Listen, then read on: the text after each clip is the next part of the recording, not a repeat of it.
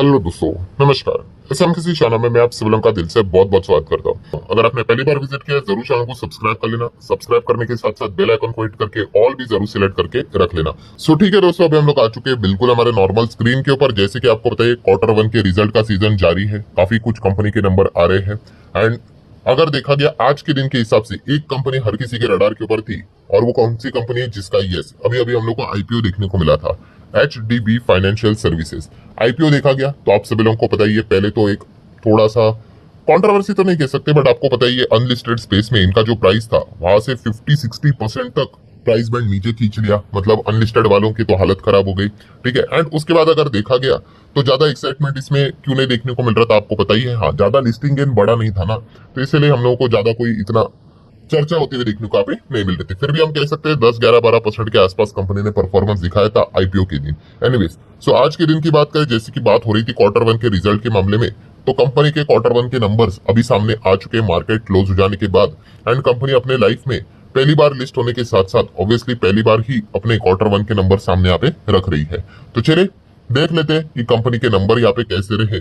बहुत सारी चीजों को यहाँ पे स्टडी यहाँ पे करना है। वैसे तो देखा गया कंपनी बड़ी साइज की है तो नंबर्स भी काफी बड़े ही होंगे। ठीक है, तो एकदम बहुत बड़ा मूवमेंट का तो एक्सपेक्टेशन तो करना बेवकूफी वाली बात होगी।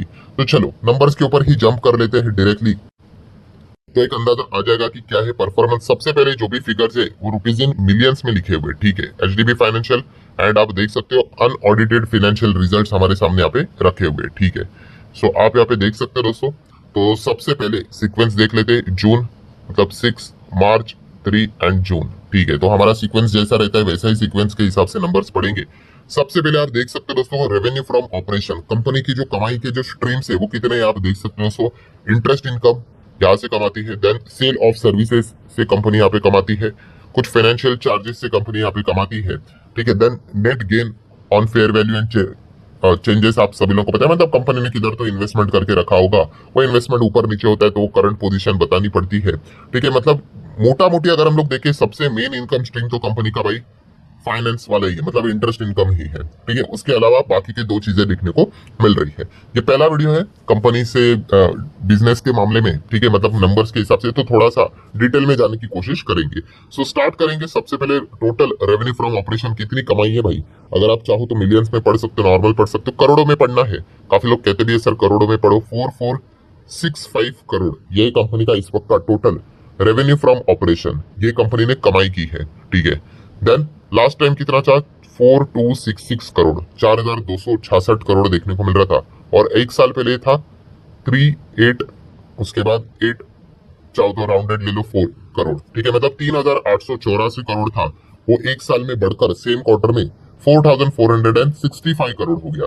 और 3 महीने पहले कितना था 4266 करोड़, 4465 करोड़ हो गया। मतलब हम कह सकते हैं कंपनी का जो इनकम है टॉप लाइन है वहां पे हम लोग को क्वार्टरली एंड ईयरली फिलहाल तो जंप देखने को यहाँ पे मिल रही है। ठीक है, अब ये तो इनकम की बात हो गई। जैसे कि आपको पता ही है ये कोई स्टार्टअप बिटअप तो है नहीं, बड़ी कंपनी है, तो इतना सब कुछ जबरदस्त कमाई करने के लिए जबरदस्त क्या करने पड़ते हैं, खर्चे भी करने पड़ते हैं। तो ये है कंपनी के इतने सारे खर्चे। सो खर्चे कितने हैं तो आप देख सकते हो 37,329, और वी कैन से 3,733 करोड़। 3 महीने पहले कितना था 35,600 के रेंज में था, उसके पहले 31,000 के रेंज में था। सो इनकम से एक्सपेंस हटा देंगे, प्रॉफिट मिलेगा या फिर लॉस। अभी इतनी बड़ी कंपनी है, इतने सालों से प्रॉफिट ही कर रही है, इवन दो अनलिस्टेड स्पेस में थी। इतना तो परफॉर्मेंस पता है भाई, HDFC ग्रुप की ये कंपनी है। सो प्रॉफिट बिफोर टैक्स कितना है तो अगर आप यहाँ पे देख सकते हो दोस्तों कितना है 732 करोड़। 3 महीने पहले कितना था 704 करोड़, और एक साल पहले 783 करोड़। ठीक है, सो आप यहाँ पे देख सकते हो 783 करोड़ का प्रॉफिट 732 करोड़ हो गया। मतलब क्या दोस्तों, यस ईयरली प्रॉफिट कंपनी का कम होते हुए देखने को मिल रहा है, बट क्वार्टरली ठीक है भाई 704 करोड़ का प्रॉफिट 732 करोड़ तक हम लोग को जाते हुए देखने को यहाँ पे मिल रहा है। ऑब्वियसली ये प्रॉफिट बिफोर टैक्स है, तो क्या करना पड़ेगा भाई, टैक्स देना पड़ेगा। मल्टीपल एडजस्टमेंट होते हैं यहाँ पे, deferred tax credit, deferred tax adjustment, बहुत सारी चीजें। टैक्स टूक्स कट करने के बाद क्या मिलता है फाइनल प्रॉफिट। ये प्रॉफिट आपको हर जगह पे लिखा हुआ मिलेगा। तो ये कितना है अगर करोड़ों में ही पढ़ना है तो वापस आप देख सकते हो 567-568 करोड़, आप चाहो तो राउंडेड करके भी बोल सकते हो 530 करोड़, एंड उसके पहले कितना था 581 करोड़। ठीक है, तो 581 करोड़ कितना हो गया 567 करोड़ ईयरली मतलब देखा गया डेटा तो डाउन देखने को मिल रहा है, और क्वार्टरली 530 करोड़ का जंप 567 करोड़ देखने को यहाँ पे मिल रहा है। मतलब हम कह सकते हैं दोस्तों कि कंपनी का रेवेन्यू ठीक ही था, रेवेन्यू में कोई दिक्कत तो हम लोगों को देखने को नहीं मिली थी। आप यहाँ पे देख सकते हो रेवेन्यू हर एक स्ट्रीम में, यहाँ पे 38 था, यहाँ पे 42 था और यहाँ पे 44 था। तो रेवेन्यू ईयरली बात कर ले, क्वार्टरली बात कर ले, अच्छा ही था, बट कंपनी के खर्चे हम लोग को ज्यादा देखने को मिल गया। इसीलिए कंपनी का जो प्रॉफिट हम लोग को देखने को मिल गया वो हम लोग को क्या देखने को यहाँ पे मिल रहा था कि प्रॉफिट क्वार्टर ऑन क्वार्टर यहाँ पे ठीक है, कोई दिक्कत की बात नहीं, बट ईयर ऑन ईयर की बात कर ले तो वहां पे हम लोग को डाउनफॉल देखने को यहाँ पे मिल रहा था। और यही चीज आपको finally EPS earning per share में भी देखने को यहाँ पे मिल जाएगी, जो कि आप देख सकते हो 7.13 6.67 क्वार्टरली ठीक है, बट ईयरली 7.33 का 7.13 हम लोग को देखने को मिल रहा है। सो कंक्लूजन क्या है दोस्तों? कंक्लूजन यही है, ऊपर से अगर हम लोग देखें तो रेवेन्यू में क्वार्टरली ईयरली दोनों में जंप देखने को मिल गई। प्रॉफिट की बात कर ले, अर्निंग्स की बात कर ले, तो आप यहाँ पे देख सकते हैं कि क्वार्टरली जंप है बट ईयरली डाउनफॉल देखने को मिल रहा है। डाउनफॉल मतलब कोई बहुत बड़ा भूकंप नहीं है, ठीक ठाक परफॉर्मेंस ही हम लोग को देखने को मिल रहा है। जैसे मैंने शुरुआत में भी कहा आपको कि कंपनी बड़े साइज की कंपनी है और बड़े साइज की कंपनी का नंबर भी उसी प्रकार से आना चाहिए, वैसा ही हम लोग को देखने को यहाँ पे मिल रहा है। ठीक है, देन इसके अलावा अगर आप चाहो तो और भी मल्टीपल आपको डेटा यहाँ पे पढ़ने को यहाँ पे मिल जाएगी। यस, ये एनएक्स शेयर को आप चाहो तो यहाँ पे रीड कर सकते हो। यहाँ पे भी सीक्वेंस पहले देख लेते हैं, जून देन मार्च एंड जून का सीक्वेंस हम लोग को देखने को यहाँ पे मिल रहा है। तो इसमें मल्टीपल डेटा आपको देखने को मिलेंगे, डेब्ट टू इक्विटी रेशियो देखने को यहाँ पे मिल जाएगा। ठीक है, हम इंपॉर्टेंट चीजों को यहाँ पे थोड़ा सा चेक यहाँ पे करेंगे, जैसे कि आप यहाँ पे चेक कर सकते हो नेट प्रॉफिट मार्जिन को आप देख सकते हो। तो ये मार्जिन कितना देखने को यहाँ पे मिल रहा है 12.72, लास्ट टाइम कितना था 12.45, मतलब क्वार्टरली अच्छा एंड ईयरली 14.98, मतलब ऑलमोस्ट 15 का था, वो हम लोग को 12.72 देखने को मिल रहा है। तो सेम वही चीज जो नेट प्रॉफिट में ही देखने को मिलेगी, मार्जिन भी उसी रेशियो में हम लोग को देखने को यहाँ पे मिल जाते हैं। नेक्स्ट अगर हम लोग यहाँ पे बात करेंगे दोस्तों, तो यस, ये जो 20th पॉइंट है वो थोड़ा सा इंपॉर्टेंट है, उसको आप चाहो तो पढ़ सकते हो। कार की बात कर ले, कैपिटल एडिक्वेसी रेशियो, ठीक है, ये तो आरबीआई के हिसाब से रखना पड़ता है, तो अच्छी बात है, ज्यादा देखने को मिल रहा है।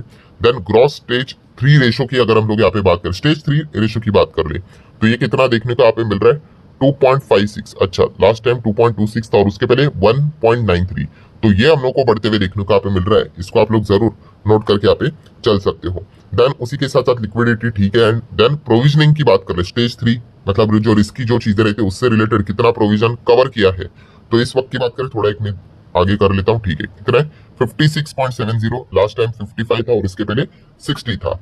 तो ठीक है, ओवरऑल परफॉर्मेंस हम लोग यहाँ पे कह ही सकते हैं ओके ओके हम लोग को देखने को यहाँ पे मिल रहा है। देन अगर आप चाहो तो कंपनी का सेगमेंट वाइज परफॉर्मेंस देख सकते हो। सेगमेंट वाइज मतलब कंपनी जो कमाई करती है उसमें से मेजर कमाई कहाँ से होती है, सो आप देख सकते हो लेंडिंग बिजनेस। लेंडिंग मतलब वही लोन देने का ही काम, उसी को हम कहते हैं लेंडिंग बिजनेस। सो यही कंपनी की सबसे बड़ी रोजी रोटी है, जो आप कह सकते हो क्वार्टर ईयरली अच्छा ही परफॉर्मेंस देखने को मिल रहा है। एंड बीपीओ सर्विसेज की बात कर ले, वहां से कितनी कमाई करते हैं, तो वहां पे क्वार्टरली देखा गया तो फ्लैटिश थोड़ा सा अप एंड ईयरली देखा गया तो थोड़ा सा डाउन ही देखने को यहाँ पे मिल रहा है। ये अलग अलग सेगमेंट वाइज आप लोगों को परफॉर्मेंस देखने को यहाँ पे मिल जाते हैं। ये सेगमेंट रिपोर्टिंग के हिसाब से चीज थी।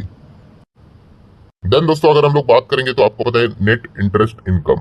नेट इंटरेस्ट इनकम मतलब आप सभी लोगों को पता है, यस, जो भी ये फाइनेंस कंपनियां रहती है वो किसी से तो पैसे उधार लेती है, ठीक है, एंड उनको भी ब्याज के साथ वापस देना पड़ेगा, और वही पैसा वो क्या करते हैं, किसी को तो लोन के फॉर्म में ज्यादा ब्याज के ऊपर देती है, तो बीच में जो पैसा बचा वही कंपनी का एक्चुअल इनकम रहता है किसी भी फाइनेंस कंपनी का। इसी को हम कहते हैं नेट इंटरेस्ट इनकम।